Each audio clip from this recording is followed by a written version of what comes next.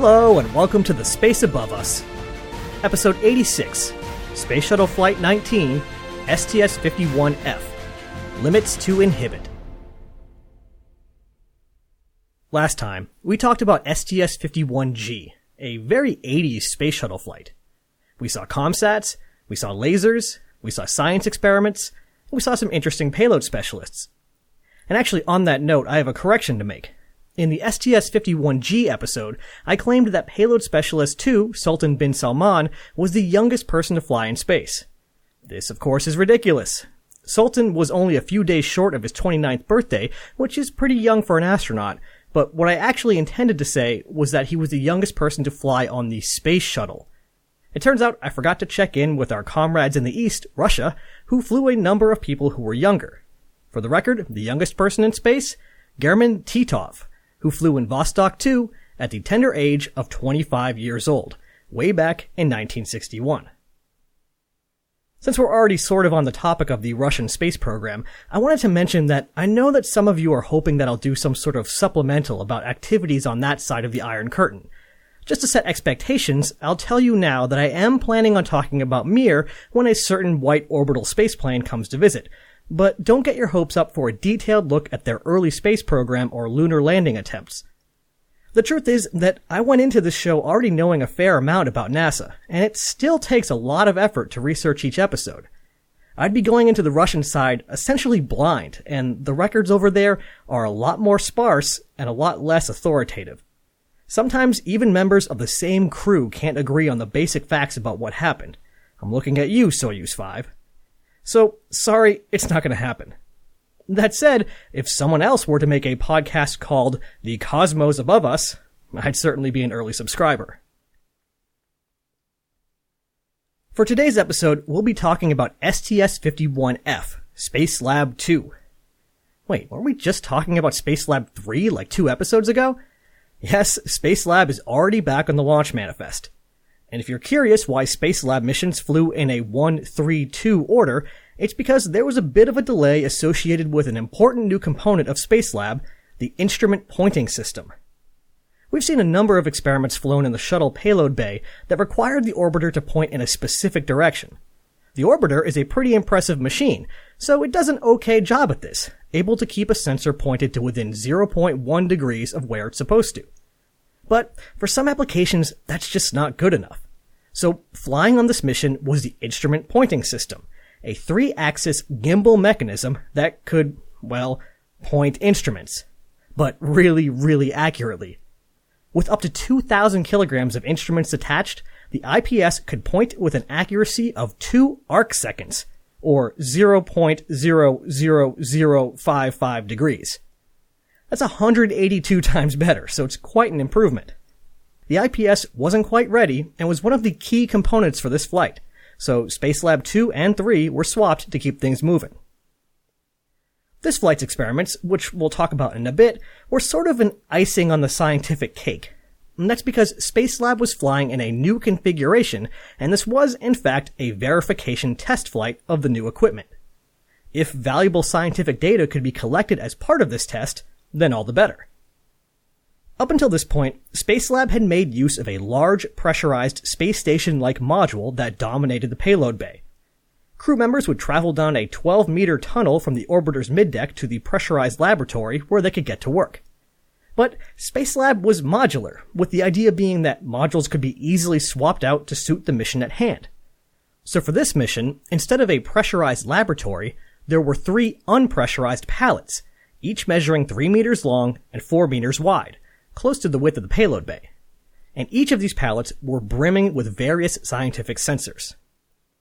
Now you may be wondering why a second verification flight was necessary. Didn't we do this on Space Lab 1? Well, you're right, but we've got a whole bunch of new support equipment on this flight that needs to go through a shakedown. Equipment like the instrument pointing system and the Igloo. An important task on Space Lab missions is controlling the experiments, recording the data, and transmitting that data down to the ground. On Space Lab 1 and 3, that equipment was housed in the pressurized laboratory. For Space Lab 2, that responsibility falls on the Igloo. Somewhat bizarrely, this thing actually seems to be called the Igloo. It's not some eye-roll-inducing acronym for a complicated technical name, at least not one I could find.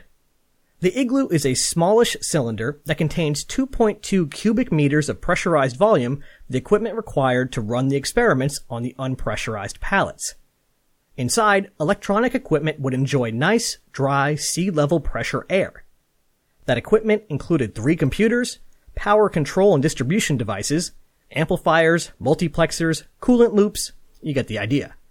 Although I did wonder about the intriguingly named emergency box, which was not elaborated upon. Since there was nowhere in the payload bay for the crew to go, they would stay in the crew cabin, operating the experiments by using control panels at the aft of the flight deck. From there, they could look out the windows into the payload bay and make sure everything was going as expected. Some minor modifications were required to the panels back there to allow for control of Spacelab, but nothing crazy.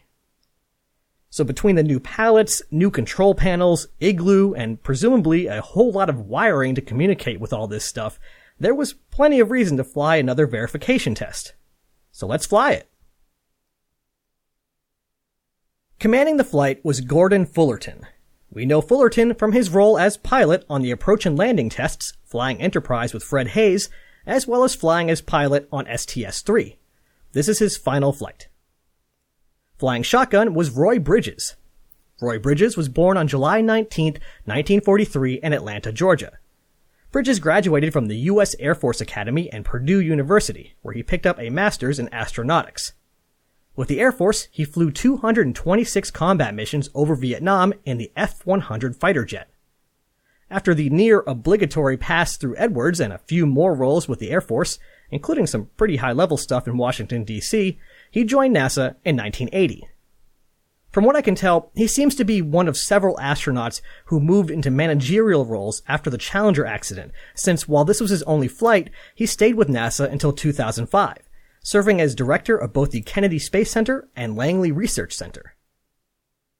Mission Specialist 1 was Carl Hennies. Carl Hennies was born on October 17, 1926 in Cincinnati, Ohio. He earned a bachelor's in mathematics and a master's in astronomy from the University of Virginia, and then a PhD in astronomy from the University of Michigan. After his extensive education, and as part of his PhD, he conducted spectroscopic surveys of stars and nebulae, documenting emission lines which indicate the chemical makeup of objects, even hundreds of light years away. He also studied celestial objects a little closer to home, leading a program of 12 ground stations to photograph satellites. He joined NASA as one of the scientist astronauts in 1967, giving Don Lind a run for his money for longest wait for his first flight. 17 years, 9 months, and 25 days. While waiting for his flight, he continued his astronomical research along with various astronaut support roles. It's possible Hennies would have flown again, but he died of high-altitude pulmonary edema while attempting to climb Mount Everest in 1993, so this is his only flight. Mission Specialist 2 was our good friend Story Musgrave, who on this second flight is only 1/3 of the way through his astronaut career. Mission Specialist 3 was Tony England. Anthony England was born on May 15, 1942 in Indianapolis, Indiana, but considers West Fargo, North Dakota to be his hometown. He earned a bachelor's and master's in geology from MIT, and then stuck around to earn a PhD in geophysics, also from MIT. He joined NASA as a scientist-astronaut in 1967 alongside Carl Hennies, so I'm sure he was also more than ready to finally fly. During his time at NASA, he helped work on a team developing radar for Apollo 17 to look beneath the lunar surface and led expeditions in Antarctica. He left NASA for 7 years to work for the U.S. Geological Survey, but returned in 1979 and became a mission specialist. This is his only flight. Moving on to the payload specialists, Payload Specialist 1 was Lauren Acton. Lauren Acton was born on March 7, 1936 in Lewiston, Montana. In the interest of time, I think the payload specialists are going to start getting a little less attention, so I'll just say, before this flight, he was the senior staff scientist with the Space Sciences Laboratory in the Lockheed Martin Palo Alto Research Laboratory in California. He spent his career studying the sun, including a PhD in astrogeophysics. And this is his only flight. And last but not least, Payload Specialist 2, John David Bartow. John David Bartow was born on November 17, 1944 in Abington, Pennsylvania. His education focused on physics, and his role on this flight would be working on the solar experiments along with Acton. And while this was his only flight, he would remain with NASA for many years, working on research capability, hardware, and plans for the ISS. On July 12, 1985, Challenger was all fueled up, the crew were driven to the pad, and everything was on track for an on-time liftoff. One by one, the main engines ignited, and then shut down. There had been a pad abort with 4.2 seconds to launch. We haven't seen a pad abort since STS-51D, so it's been a while. Pad aborts are always a little scary, since so much energy is flowing and then suddenly stopped. But when the computer is spooked by something, the safer option is to stay firmly on the ground. The problem was soon traced to a coolant valve issue in engine number 2.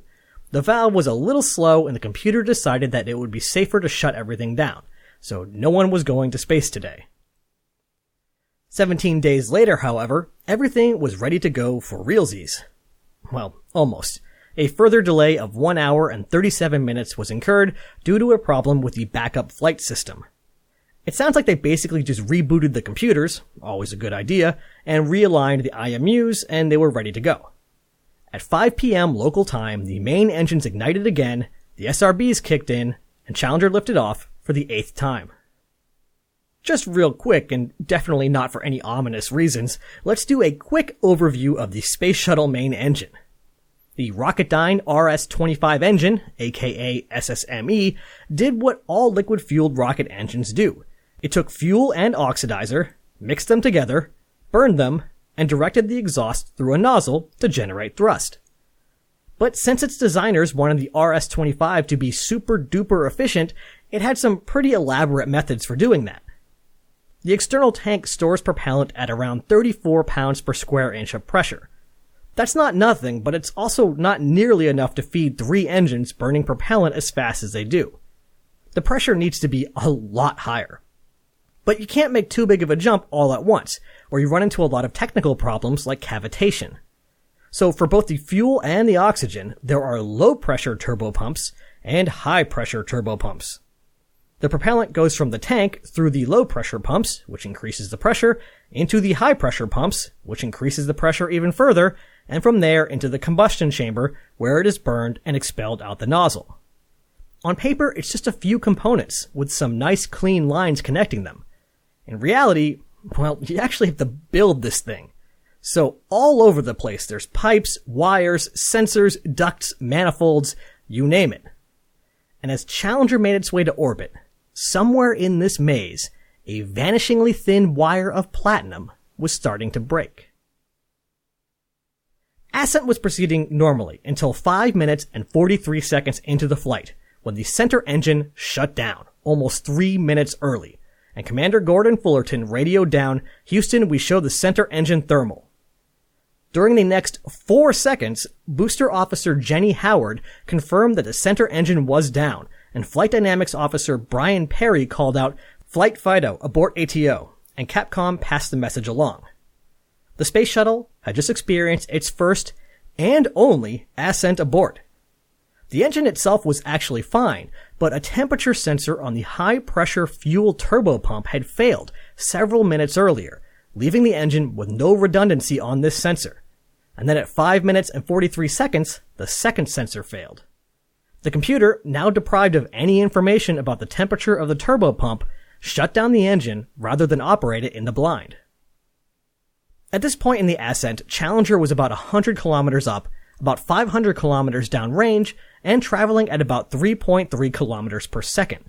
It had too much energy to return to the launch site, so an RTLS abort was out. A transoceanic abort landing, TAL, or once around abort, were both possible, but far better would be to limp into a lower orbit than what was originally planned. By aborting to orbit, a modified version of the mission would still be possible, and, perhaps more importantly, the crew and mission controllers would be in a stable situation where they could take the time to figure out what to do next. As much as they've trained for the other abort options, it's always best to take the path that gives you the most time to think it through. So, Commander Gordon Fullerton reached forward, turned the abort mode dial from off to ATO, and confirmed the action using the push button to the dial's right. During the normally 8.5-minute ride to orbit, each of the various abort modes had windows where they were available. In this case, the failure happened during a 45-second period where abort to orbit was possible, but Challenger would have to start dumping OMS fuel. Since the fuel was hypergolic, dumping it really meant burning it, which added a small amount of thrust, but really the goal was to reduce Challenger's mass, giving the remaining SSMEs less to push into orbit. In this case, 4,400 pounds of propellant were burned off through the OMS engines. The flight computer also took other measures to push the orbit as high as possible, stuff like accepting the orbital plane the vehicle was already in rather than trying to make slight adjustments on the fly. Inclination changes use a lot of energy. A minute and 17 seconds after the center engine shut down, Challenger passed into a new abort window, single engine TOW, meaning that even if another engine shut down, the shuttle would still be able to land at its transatlantic abort site, Zaragoza, Spain. At this point, the booster officer, via Capcom, requested that the crew set the main engine limits to enable, which is not usually how this story is told. It turns out that immediately after the center engine shut down, the onboard computer itself set the main engine limits to inhibit, so that if there was a sensor problem, the two other engines wouldn't shut down as well. This was left on until Challenger hit single-engine TOW capability, but now that Mission Control was certain that Challenger could safely make it to a runway even if another engine dropped, they wanted to be a little more conservative and re-enable the engine limits. Around 8 minutes into the flight, close to the time when ascent would normally be complete, the calculus changed again. At this point, Challenger could make it to Zaragoza, even on one engine. But the external tank would not be disposed of safely. And while I'm sure a lot of countries are fans of the space shuttle, they probably would not take too kindly to a 150-foot-long fuel tank crashing out of the sky on their territory. The only safe option now was to continue on to orbit. That's why it was extra alarming when a few seconds later the booster officer noticed that a sensor had failed on Engine 3, specifically a temperature sensor on Engine 3's high-pressure fuel turbopump, the exact same issue that had brought down Engine 2. If the second sensor failed, the computer, which had been returned to limits enable mode, would shut the engine down. The crew would be forced to execute a hairy abort that had never been attempted, and the external tank would land somewhere. But something didn't seem right. She didn't think that it was likely that both of these engines actually had a problem. It was more likely that something was wrong with the sensors themselves. She called out, "Flight limits to inhibit." Capcom faithfully passed on the instruction, and Commander Fullerton punched it in. From now until MECO, it would be up to Jenny Howard and her team to manually monitor the engine, ensure that it was healthy, and if not, call for a manual shutdown. Howard and her team were the world's experts in doing, well, this exact thing, but it was still a calculated risk. But the flight director trusted the team to do the right thing, and the crew trusted Mission Control to do the right thing, so the limits were set to inhibit. 9 minutes and 41 seconds after lifting off, over a minute longer than a normal ascent, Challenger finally reached MECO and the remaining engines shut down. Thanks to the quick thinking and extreme preparation of Mission Control and the endless training of the crew, Challenger was safely in orbit and was only 33 meters per second, or 75 miles per hour, short of its intended velocity. That meant that the mission was still possible, albeit in a lower orbit than intended. After a few ohms burns, Challenger ended up in an orbit of 315 kilometers in altitude, instead of the original plan of 390 kilometers. Due to the lower orbit, sunsets and sunrises, calm windows with ground stations in Tidris, and other orbital events would all come at significantly different times than originally planned, so the mission schedule would have to be quickly reworked. But a slightly frazzled mission schedule team was far preferable to coming home early and having to replan the entire mission. And now that the mission was continuing, it was time to get to work. In order to make the most of their time on orbit, experiments will be run around the clock. The crew split into two teams. For the red team, pilot Bridges, mission specialist Hennies, and payload specialist Acton. For the blue team, mission specialist Musgrave, mission specialist England, and payload specialist Bartow. Commander Fullerton split himself between shifts to provide some continuity. Crammed into the payload bay were 11 different experiments.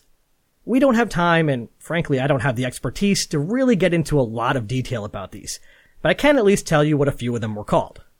On Palette 1, the most forward, we've got the Coronal Helium Abundance Space Lab Experiment, the High Resolution Telescope and Spectrograph, and a few other things. On Palette 2, the Vehicle Charging and Potential Experiment and the X-ray Telescope, and on Palette 3, the Plasma Diagnostics Package, Infrared Telescope, and Superfluid Helium Experiment. And in the way back on its own special support was the Cosmic Ray Nuclei Experiment. The Cosmic Ray Nuclei Experiment surely had a whole team of experts working on it for years before this flight, so I feel a little bad that all I have to say about it is that it looks way more like an igloo than the igloo does. If you've been paying far too close attention, two experiments in that list may have sounded familiar to you: the Plasma Diagnostics Package and the Vehicle Charging and Potential Experiment, which I'm going to call PDP and VCAP from now on. PDP and VCAP actually flew way back on STS-3, which also had Gordon Fullerton on board. In fact, between the return of Fullerton and these two experiments, and the shakedown nature of the mission, this flight sort of feels like STS 3.5. The PDP's job was to study the plasma environment around the orbiter, and VCAP sort of complemented it by emitting electron beams and then recording the effects on its own plasma sensors. Since plasma is ionized gas and therefore charged, you can learn more about it by releasing electrons into it and seeing how everything behaves. When these experiments flew previously, they remained in the payload bay or on the end of the remote manipulator system. But for this flight, it was time to take the next step. On Flight Day 4, PDP was grappled by the RMS, raised up out of the payload bay, and gently released. For the next 6 hours, PDP would be its own free-flying spacecraft. But it wouldn't have a chance to get too lonely. That's because after releasing PDP, Challenger began an elaborate series of maneuvers around the little probe, giving it a chance to study the plasma environment even further away from the orbiter, in this case between 500 and 1,000 feet. While it was out there, VCAP, which remained in the payload bay, sent out its electron beam so PDP could see how it was affected by the environment around the orbiter. Originally, the plan was to swoop around PDP for 3 orbits, but since they were a little low on fuel due to their dramatic arrival on orbit, the crew called it a day after only 2 laps around PDP. They scooted back in along PDP's velocity vector, reached out with the RMS, and grappled it with no problems. These little free-flying experiments are super cool because they provide a lot of the benefit of having a dedicated spacecraft but for far less hassle. Of course, they can't operate for nearly as long, but depending on what sort of data you're after, that might not be a problem. So they're a handy tool to have available. On the previous mission, we saw the influence of the Cold War on the shuttle program. Well, we did once the orbiter got pointed in the right direction. On this mission, we'll see the influence of a different decades-long global struggle. The Cola War. When the crew wasn't putting Spacelab through its paces and gathering science data, they could take a moment, relax, and enjoy a weightless beverage. Usually that meant water or a powder mixed with water, but wouldn't it be great to have some more options? That's why on this flight, there was the Carbonated Beverage Dispenser Evaluation. As usual with NASA experiments, this is basically what it sounded like. Unlike water, carbonated beverages need to be stored in a pressurized container, and in zero gravity, care needs to be taken to keep the liquid and the carbon dioxide mixed, and to not spray it all over the place. So it's not nearly as simple as a plastic bag that astronauts can just sip out of. In this case, the carbonated beverage was cola, and in the interest of fairness and not granting an advertising edge, both Coke and Pepsi were available. I wish I could tell you more about this experiment, but I honestly couldn't find anything about it. It's like it never existed. I did manage to find a tangential reference in a document titled Space Shuttle Food System Summary, 1981 to 1986. In between cake, pumpkin, and carrot sticks, it lists that 8 carbonated beverages were flown. Other than that, a few photos and 2 lines in the press kit, which just listed as being on board, are the only proof I came across that this thing is even real. But I can tell you I've heard astronauts state that burping is almost impossible in space, at least without getting more than you bargained for. And since there was no fridge on board, I can't imagine it was an entirely pleasant experience. For what it's worth, the Wikipedia article for this mission doesn't cite where this came from, but it says that the cola fizzed excessively in microgravity. So it sounds like a bad time all around. But don't worry, they'll try it again on a later flight for some reason, and we'll hopefully get some more details. After a productive 7 days in space, one more day was tacked on for good measure to gather even more science data. But eventually, it was time to come home. 7 days, 22 hours, 45 minutes, and 26 seconds after lifting off, the shuttle's only mission to lose a main engine in flight came to a successful conclusion. The flight further expanded the types of missions that the shuttle was capable of and demonstrated the value of the countless hours of training and practice on the part of both the crew and the ground. What could have been a catastrophe ended up being just another day on the job. Next time, we're back on Space Shuttle Discovery. We've got some stuff to deploy, our first spacewalks in a while, and an old score to settle. It's time to finally swat that fly. Ad Astra, catch you on the next pass.